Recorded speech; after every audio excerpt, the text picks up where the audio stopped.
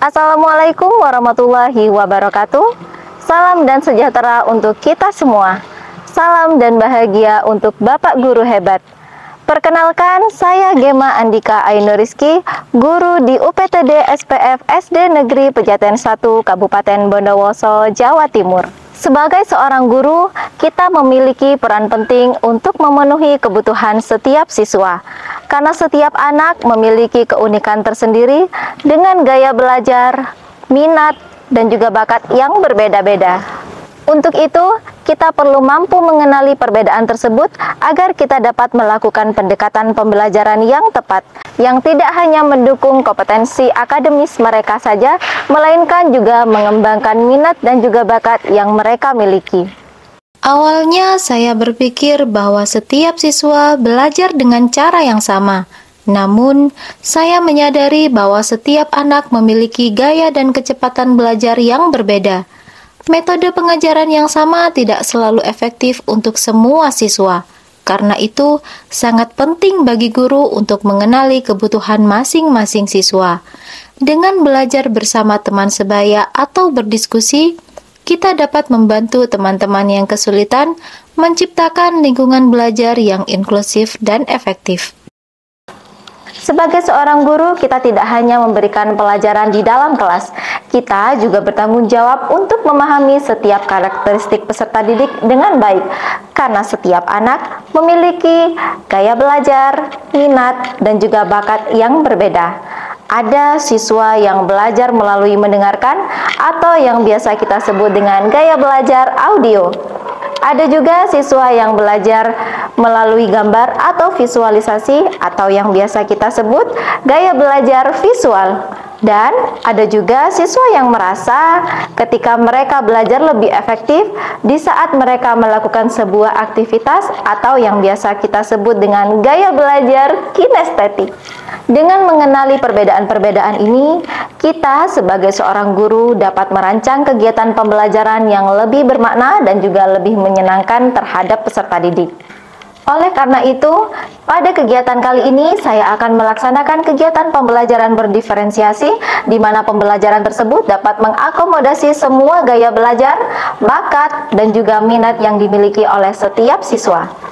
Melalui kegiatan pembelajaran berdiferensiasi ini, saya dapat menentukan metode, materi, ataupun kegiatan pembelajaran yang bisa disesuaikan dengan gaya belajar peserta didik, baik itu audio, visual, maupun kinestetik. Minimnya pengetahuan tentang pembelajaran berdiferensiasi sering menjadi tantangan bagi saya dalam memenuhi kebutuhan belajar siswa yang beragam. Namun, hal ini dapat diatasi dengan berdiskusi dan berkolaborasi bersama rekan sejawat untuk saling berbagi ide, strategi, serta pengalaman. Langkah nyata yang dapat dilakukan adalah mempersiapkan media pembelajaran yang mendukung diferensiasi seperti membuat LKPD yang sesuai dengan gaya belajar, menyiapkan video pembelajaran yang menarik, serta menggunakan platform kuisis untuk membuat cue cards yang dapat mengakomodasi berbagai gaya belajar. Dengan persiapan yang matang dan kolaborasi yang baik, guru dapat menciptakan pembelajaran yang lebih efektif dan bermakna bagi semua siswa. Assalamualaikum warahmatullahi wabarakatuh. Waalaikumsalam warahmatullahi wabarakatuh. Hari ini kita akan belajar tentang lingkungan biotik dan juga lingkungan abiotik. Ayo cari sama-sama kita.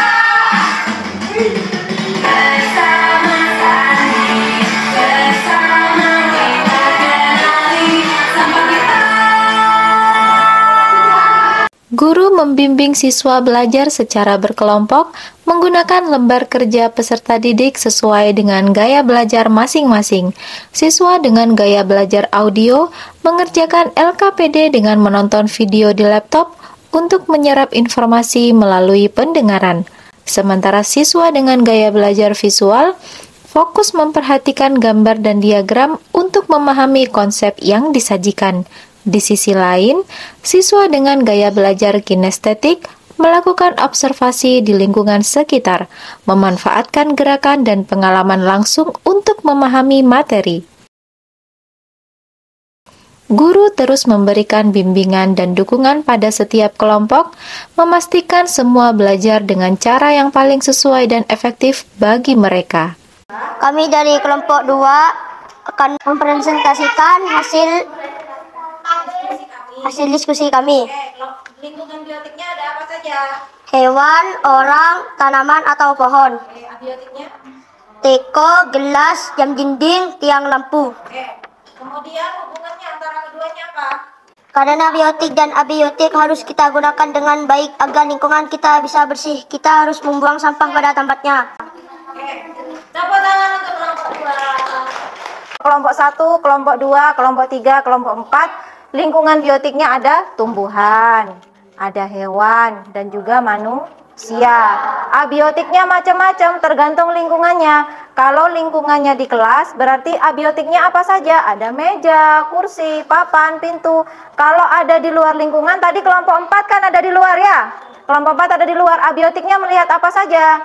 Ada batu, ada tanah, ada ban, ada pot, dan macam-macam. Setelah melaksanakan rangkaian kegiatan pembelajaran, di kegiatan akhir guru melakukan asesmen menggunakan quizzes paper mode, yaitu kuis interaktif yang dilakukan secara offline dengan memanfaatkan lembar kertas bergambar QR code atau cue cards yang telah disiapkan. Dalam asesmen ini, siswa tidak memerlukan gadget atau koneksi internet, karena mereka hanya perlu menjawab pertanyaan dengan mengangkat cue cards yang berisi kode unik, di mana setiap siswa memiliki kode berbeda untuk mencegah peniruan jawaban. Setelah siswa selesai menjawab, guru akan memindai cue cards menggunakan aplikasi Quizzes dan langsung mengetahui hasil jawaban siswa.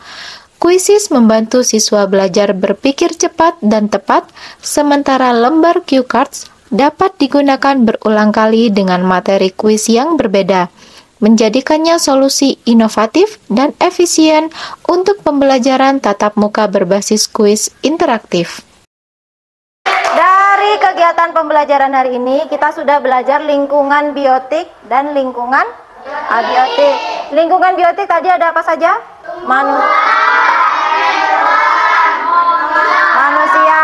Sedangkan lingkungan abiotik adalah lingkungan yang tidak bergerak maupun bernafas. Tidak perlu makan, tidak perlu minum. Oke, sampai di sini kegiatan pembelajaran dari Bu Guru. Bu Guru akhiri. Wassalamualaikum warahmatullahi wabarakatuh.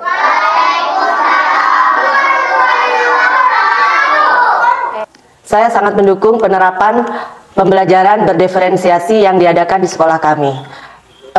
Program ini sangat mendukung dalam pembelajaran di kelas. Metode ini bisa meningkatkan keaktifan peserta didik dalam pembelajaran. Kita sangat terbantu dengan metode pembelajaran berdiferensiasi ini, karena pembelajaran ini menyesuaikan dengan gaya belajar peserta didik di kelas kami. Sebagai sesama guru, saya merasakan adanya dampak positif dari penerapan pembelajaran diferensiasi di dalam kelas ini.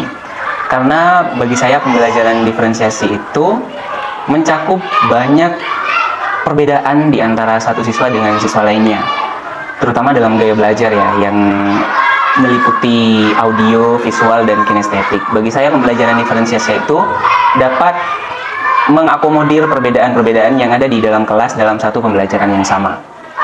Dan juga saya melihat dengan adanya pembelajaran diferensiasi ini, siswa terlihat aktif, terlibat, dan memahami materi dengan baik. Meskipun dalam penyampaian materinya itu, kita menyesuaikan dengan minat dan bakat masing-masing siswa yang berbeda. Dan pembelajaran diferensiasi ini mampu untuk merangkul semua siswa dalam satu materi yang sama dan berhasil mendeliver materi dengan baik ke dalam setiap masing-masing siswa.